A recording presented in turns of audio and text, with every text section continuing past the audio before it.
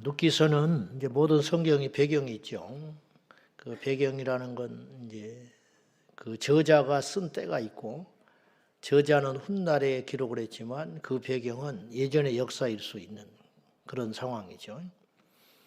눕기의 저자는 확실하지 않아요. 근데 대충 짐작하기를 사무엘이 썼지 않았겠느냐, 짐작만 할 뿐입니다. 하나님이 저자이시지만 하나님께서는 사람을 통해서 하나님 말씀을 이 땅에 남겨두셨죠. 그 시기는 사사시대가 저물어가고 본격적인 왕정시대가 열리기 전 아닌가 그렇게 추측합니다. 그러니까 BC 1000년 전후로 그렇게 보는 것이 맞다고 봅니다. 그 이유는 이제 마지막 장 4장에 가면 이 다윗의 그 집안의 족보 이야기가 마무리되기 때문이죠. 눕기는 눈치채다시피 다윗의 그 정통성, 다윗의 뿌리가 어딘가 그것을 남기는 것이 큰 주제라고 봅니다.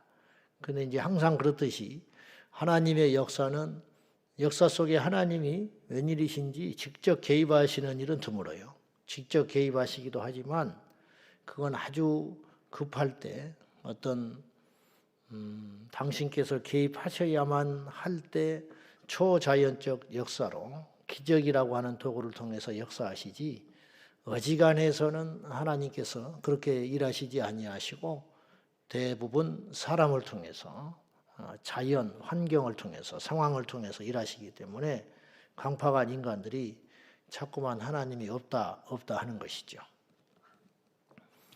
자, 그래서 이 하나님께서 이루시고자 하는 어떤 일 속에서 그 역할을 했던 인물들이 성경은 계속 등장합니다. 그들은 희생을 해야 했고, 어떤 이는 죽어야 했고, 어떤 이는 모욕을 참아야 했고, 어떤 이는 자기의 전부를 걸어야만 했지요. 그러나 이제 그들의 희생, 그 믿음으로 말미암아 하나님의 나라가 이렇게 차근차근 건설되어 가고 완성되어 가고 하나님의 뜻이 성취되어 가는 것. 근데 본인은 모르는 수도 꽤 많았어요. 당대에는 몰랐지만 우리가 후대에 보니 그런 역할들을 이들이 하셨구나 하는 걸 아는 거지요. 대표적인 사례들이 이제 에스더나 모르드기 같은 이제 인물이 되겠습니다. 자, 오늘 본문 배경은 1절에 짐작할 수 있는 내용이 나옵니다. 한번 1절 볼까요? 다 같이. 자, 시작. 사사들이 치리하던 때에 그 땅에 흉년이 드니라. 유다 베들레헴의 한 사람이 그의 아내와 두 아들을 데리고 모압 지방에 가서 거류하였는데, 사사 시대가 황폐했잖아요.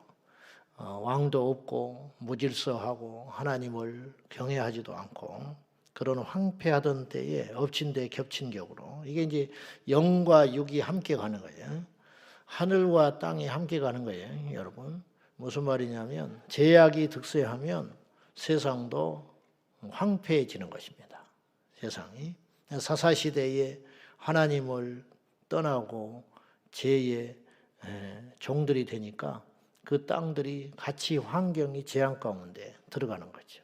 그래서 이 흉년이라는 건 그냥 그런가 보다 할 수 있지만 단순한 흉년이라 볼 수 없는 것이에요. 제가 이제 불안한 거는 이 시대가, 특별히 우리나라도 그렇고 전 세계적으로 하나님을 대적하는 죄가 득세하면 그냥 그걸로 끝나는 게 아니고 반드시 심판이 있다는 거죠. 심판.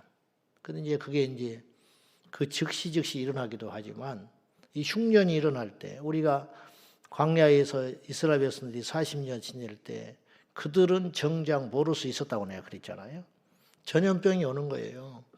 그냥 가뭄이 오는 거지요. 그냥 적들이 침입하는 거예요. 그러면 적이 침입할 수 있잖아요. 광야에 놓여 있는 자기들을 공격해 올 수 있잖아요. 그 전염병이 돌 수 있잖아요.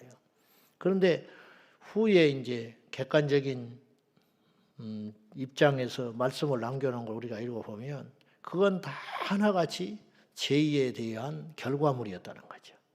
음란하고 우상숭배하니까 여지없이 전염병이 돌아가지고 몇만 명씩이 죽어버리고 적들이 침입해가지고 이스라엘을 괴롭히고 근데 정작 자기들은 뭐가 뭔지를 모르는 거예요.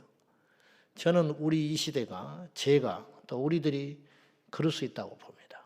그냥 경제가 그냥 나쁜 거예요. 그냥 이렇게 날씨가 굉장히 덥고 그냥 어떤 일이 생겨가지고 나라의 정책들이 꼬이고 금융위기가 와버리고, 금융위기가 뭐 누구 하나의 잘못이 아니죠. 그러니까 그로 인하여 아무 잘못 없는 소시민까지 고통이 오는 거죠. 근데 이유는 분명히 있어요. 뭔가 정책을 잘못했고 무슨 전쟁이 터져가지고 기름값이 올라서 그런 것이고, 그런 원인들이 분명히 있죠. 그러니까 자기를 못 돌아본다는 거죠. 이게 우리의 죄 때문이구나, 하나님의 진노를 사서 그렇구나, 그렇게 생각할 확률이 너무 적다는 거죠. 근본적인 원인은 치료하지를 못한 채 자꾸만 땜방을 해가면서 서로 아기다툼을 하는 거죠. 사사들이 치리하고 있을 그때에 이스라엘 땅에 흉년이 크게 들어서 베들레헴 출신의 한 사람이 가족을 데리고 모압 땅으로 이주를 하고 가는 거죠. 근데 이제 그의 이름이 엘리멜렉이고 그의 아내가 나옴인데 말론과 기론이라고 하는 두 아들을 뒀습니다. 그래서 모압 땅에 가서 이제 자기 며느리를 삼을 수밖에 없었으니까 이방 여인 모압, 물론 모압도 이제 멀리 보면은 한 혈통이라고, 이스라엘의 혈통이라고 볼 수 있지만은 그 이방 지역에 가 살다 보니까 며느리를, 모압 여인을 드린 거지요. 근데 이제 꼭 흉년이 들어서 망해서 또 살기가 힘들어서 모압 땅으로 이주한 것 같지는 않아요. 그 이유는 나오미가 다시 고향 땅으로 귀향할 때, 나갈 때에는 풍족하게 나갔는데 21절에 그런 말이 있거든요. 물론 이게 이제 비유적인 표현일 수도 있는데 그때보다 더 비천해졌다, 그런 표현일 수도 있지만은 막 이렇게 극심하게 죽을 지경이 돼서 나간 것 같지는 않아요. 어쨌든 이 당시로는 파격적인 행동을 한 거죠. 고향 땅을 떠나서 엘리멜렉이 다른 이방 땅에 가서 위험과 모험을 감수하면서 정착하려고 했던 그런 사람이었다는 거죠. 근데 이제 꼬이기 시작했죠. 남편이 죽습니다. 먼저 죽고 10년 만에 두 아들도 잃었습니다. 그러니까 여자들, 아내자들, 힘없는 아내자들 셋만 덩그러니 남은 거죠. 그래서 나오미와 그 두 이방 며느리, 그 손주는 없었고, 그래서 이제 나오미가 다시 이제 고향 땅으로 돌아가야겠다, 이곳에서 살 수가 없다, 그렇게 생각하고 돌아가려고 하는 중에 이 나오미가 두 며느리에게 새로운 가정을 꾸리라고 그렇게 권면을 합니다. 저는 이제 이 룻기서 1장을 우리가 묵상해 볼 때 참 좋은 사람이다, 그런 뜻이죠. 이 나오미라고 하는 인물이 선한 마음을 갖고 있다, 그런 말이에요. 자, 8절 봅시다. 8절. 자, 읽어봐요. 시작. 나오미가 두 며느리에게 이르되 너희는 각기 너희 어머니의 집으로 돌아가라. 너희가 죽은 자들과 나를 선대한 것 같이 여호와께서 너희를 선대하시기를 원하며, 축복을 하지요. 돌아가라. 너희 어머니 처가로 돌아가서, 너희 본가로, 친정으로 돌아가서 새롭게 인생을 살라, 그런 말이에요. 참 좋은 마음이죠. 그 말 속에 이제 말을 듣고 큰 며느리가 눈물 속에 작별을 하고 돌아갑니다. 근데 이제 둘째 며느리 룻은 끝까지 남아요. 그리고 이제 유명한 말을 남겼죠. 자, 16절이 룻기서의 핵심이 되는 말씀인데, 자, 16절 봅시다. 시작. 룻이 이르되 내게 어머니를 떠나며 어머니를 따르지 말고 돌아가라. 강권하지 마옵소서.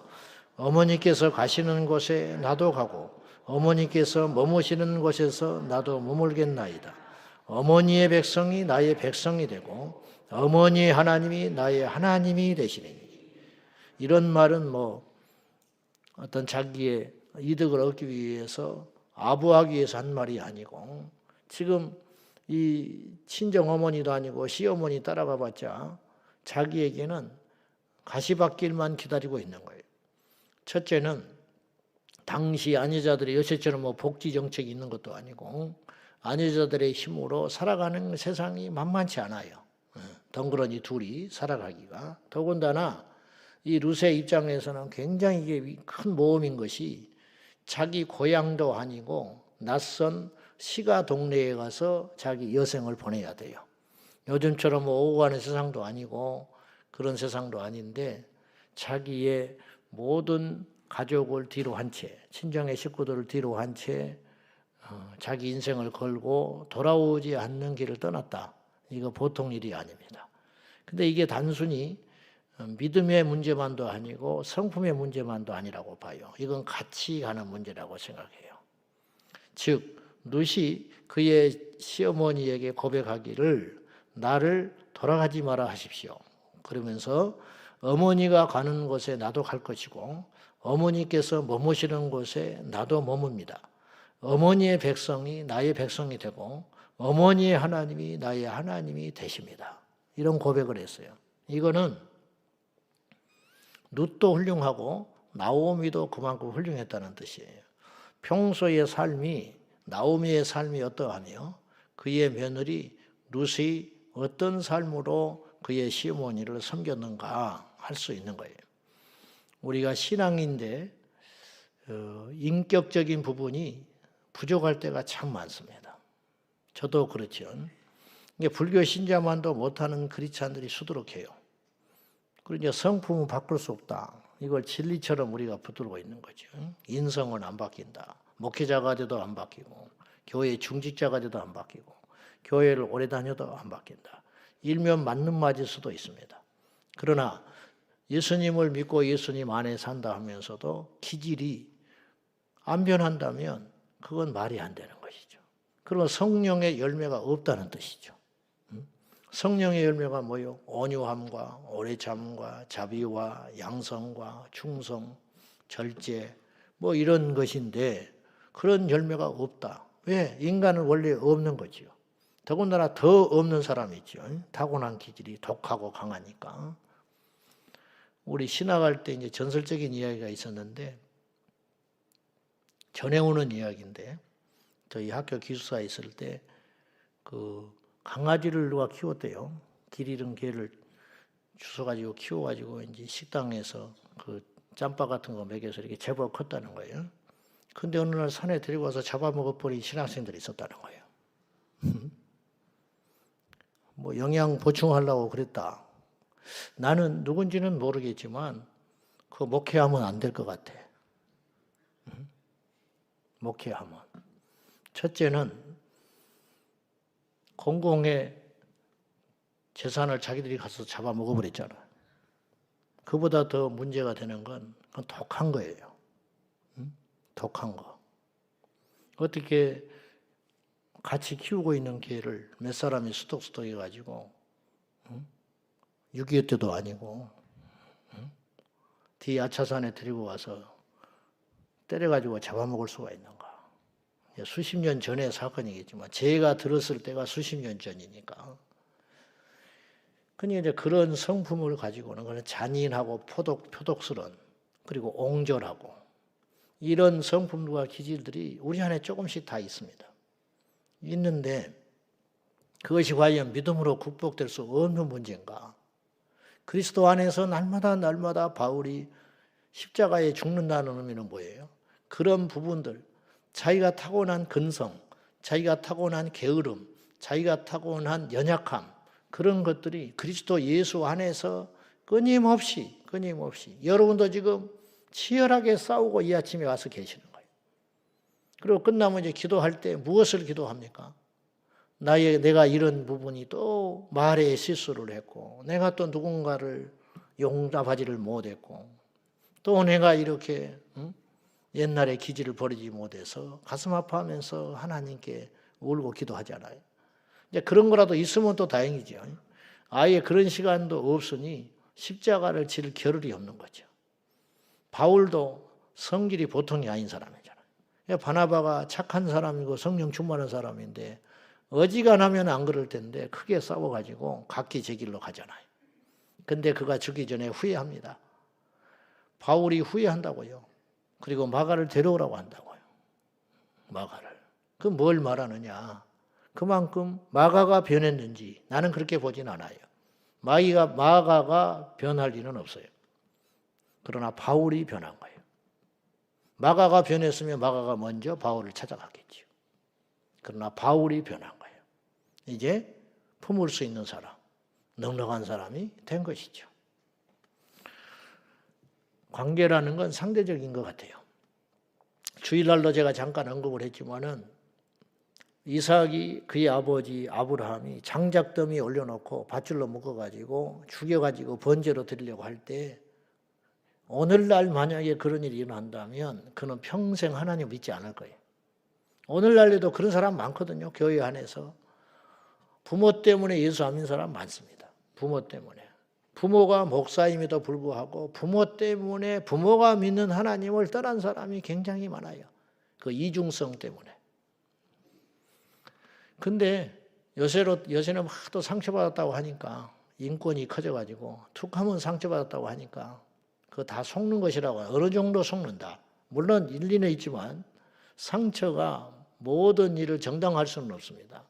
상처를 극복할 수 있는 믿음과 근성이 있어야지 뭐 툭하면 상처받았다고 헤매고 툭하면 상처받았다고 안 해버리고 상처를 딛고 일어서서 계속 갈 때 역사가 일어나는 것이고 믿음이 단단해지는 것이지 장애물이 있다고 주저앉아 버리고 장애물이 있다고 뒤로 물러나 버리고 이것 때문에 안 해버리고 나는 교회 봉사를 꼭 말하는 게 아니에요. 직장생활도 마찬가지고 가정생활도 마찬가지고 대인관계도 마찬가지예요. 그럼 혼자 살아야죠. 무인도 가서 혼자 살면 세상 편하지. 상처 주고받을 것도 없이. 그러나 세상은 그렇게 살아갈 수 없는 거예요. 그렇게 살면 그건 또 하나님의 역사를 보지를 못해요. 끊임없이 부딪히면서 아파하면서 겪으면서 극복하면서 위로를 받으면서 회개하면서 단단해지면서 그렇게 가는 거예요. 아멘. 그런 사람을 하나님이 쓰는 것이고 그러면서 다듬어져서 하나님 앞에 가는 것이지 피하고 숨어버리고 주저앉아버리고 어디다 써먹겠어? 그걸 어디다 써먹어? 근데 요새 만약에 그런 일이 있었다. 그 이삭이 하나님이 정 떨어져서 믿을 수 있겠어요? 근데 이삭은 믿음으로 살아요. 그 이유가 뭐냐? 그 아버지의 삶을 봤기 때문이라는 거죠. 오늘 잘은 몰라요. 나오미가 어떤 삶을 살았는지 세밀하게 나와 있지는 않은데 여기서 두 가지를 발견하면 이게 제목이 룻기여서 그렇지 룻도 위대하지만 그의 시어머니 나오미도 그에 못지않게 훌륭한 삶을 살았다.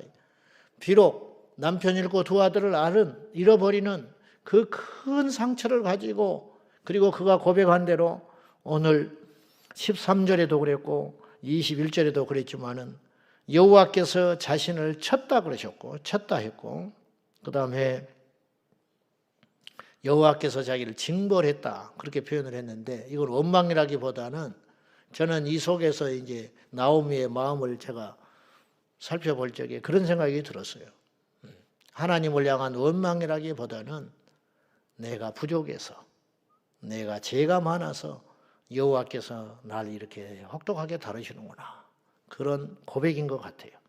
그 하나님을 떠나지 않죠. 이런 극심한 연달아 일어나는 시련 속에서도 경제적으로도 가정적으로도 앞으로도 캄캄한 그런 상황 속에서도 이 나오미가 믿음을 지켰는데 나오미의 인격에서 두 가지를 발견할 수 있는 것은 첫째는 두 며느리를 향한 자세죠. 두 며느리에게 새로운 인생을 살도록 열어주는 같이 가면 좀이라도 낫지요. 자기도 이제 고령에 접어들었을 텐데 그런데 그 두 사람의 앞길을 열어주려고 하는 그 자세 이것이 참 귀하다.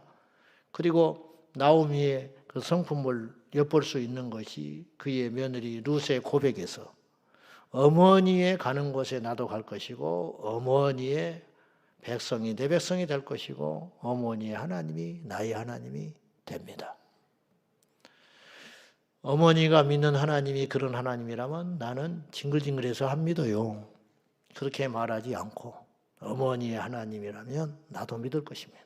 그러니까 이 룻은 자기가 직접 하나님을 경험할 수도 있지만 나오미 그의 시어머니를 통해서 투영된 하나님을 만나는 거죠. 이게 중요하다는 거죠. 이래서 이게 간단한 이야기가 아니라 이 숨어있는 나오미의 이 헌신과 아름다운 성품과 이게 믿음이에요. 겉으로 드러난 인격적 성품이 믿음이라고요. 예수 믿는데 어떻게 게을러요? 예수 믿는데 어떻게 성실하지 않을 수 있어? 예수 믿는데 어떻게 거짓말하고 돌아다녀? 예수를 믿는데 거짓말하고 돌아다녀? 예수를 믿는데 음주운전을 했다? 이게 말이 안 되잖아요. 앞뒤가 맞게 살아야지, 사람이라는 것은. 이제 그런 성품이 있죠.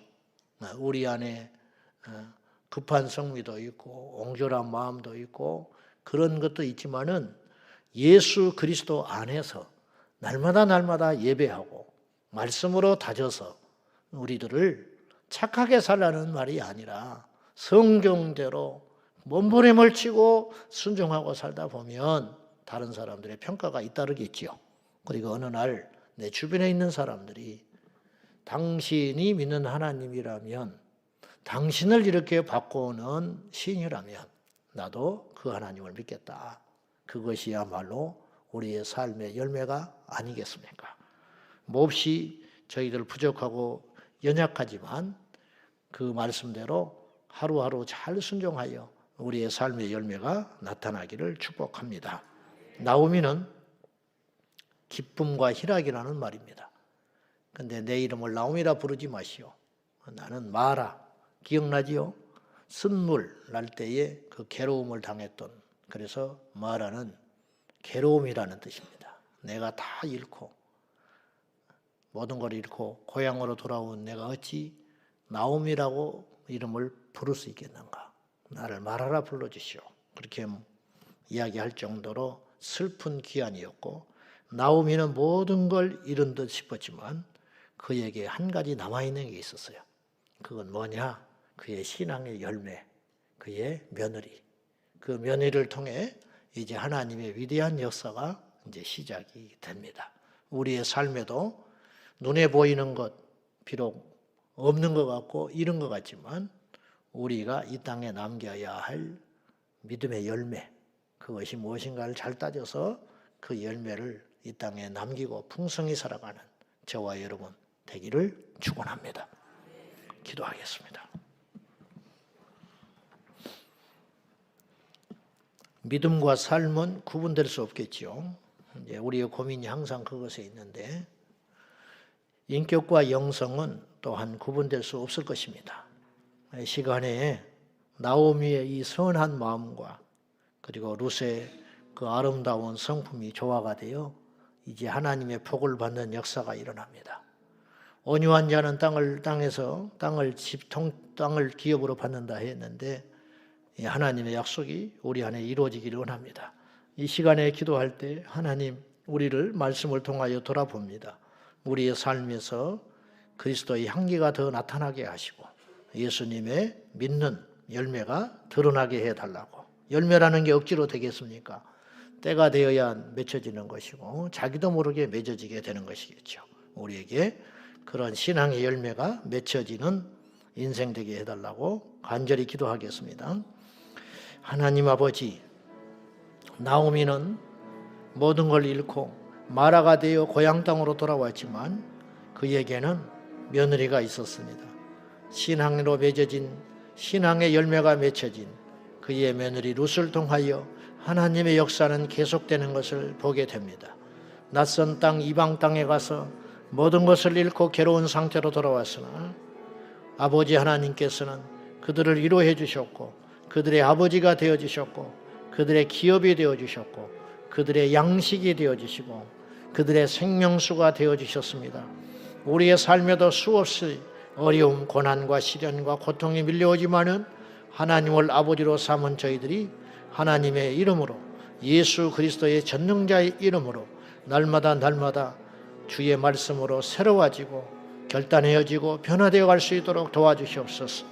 날마다 우리의 연약한 인격과 우리 안에 있는 죄성으로 인하여 괴로워하고 고통스러워하고 수없이 자책하며 살아가지만은 아버지 하나님, 이것 또한 우리가 걸어가야 할 광야의 단계이오니 하나님 우리를 사용하여 주십시오. 하나님 우리를 빚어가 주십시오. 깎여지는 아픔과 상처 있는 아픔을 통하여 하나님의 형상으로 닮아가는 저희 모두가 되게 하여 주십시오. 주님을 믿습니다. 주님을 신뢰합니다. 아버지 하나님 붙잡아 주옵소서. 하늘 안에 덩그러니 두 여인만 남았습니다. 그러나 하나님께서는 그들의 아버지가 되어주시고 그들의 구주가 되어주셔서 그들의 인생을 열어주셨습니다. 아버지 하나님, 오늘도 앞이 안 보이는 우리 인생이 있습니다. 그러나 그로 인하여 범죄하지 말고, 그러나 그로 인하여 넘어지지 말고, 그러나 그로 인하여 우리가 가진 상처와 아픔으로 인하여 튕겨나가지 말고 더 주님을 신뢰하는 저희 모두가 되게 하여 주시고, 주님의 때가 있을 것이니 그때를 인내함으로 기다려 하나님의 선한 역사의 한 페이지를 써내려가는 하나님의 사람들이 되게 하여 주옵소서. 오늘 또 우리 성도들 믿음으로 하루를 시작합니다. 아버지 앞에 믿음으로 행하는 우리 인생길이 되게 하여 주시고 그 믿음의 열매들이 우리의 삶 속에서 인격으로 맺어지게 하여 주옵소서. 예수님의 이름으로 간절히 기도하옵나이다. 아멘. 주여, 주여, 주여. 살아계신 하나님 아버지여, 우리를 도우소서. 우리와 함께하여 주옵소서.